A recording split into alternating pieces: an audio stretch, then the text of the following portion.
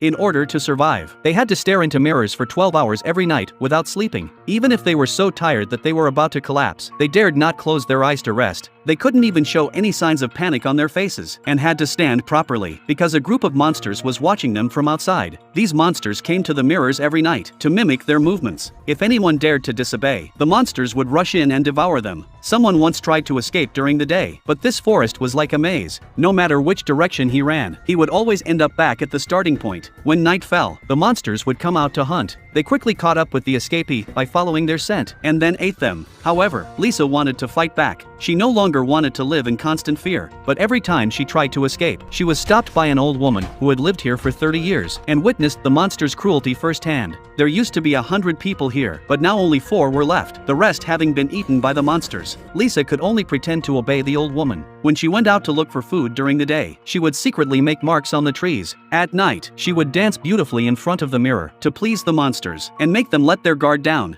After a year of exploration, Lisa finally figured out the topography of the forest and was very confident that she could escape. She even chose to leave at night. But strangely, this time the old woman did not stop her. The marks on the trees were her guiding light to escape. She ran wildly along the marks until dawn, when she finally ran out of the forest. However, reality crushed her. In front of her was just one dense forest after another. So even if she ran until her legs broke, she could not leave this terrible place. Just as Lisa was in despair, the old woman suddenly appeared behind her.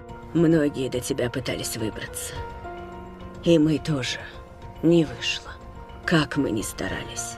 Lisa had no choice but to obediently go back and continue pleasing the monsters.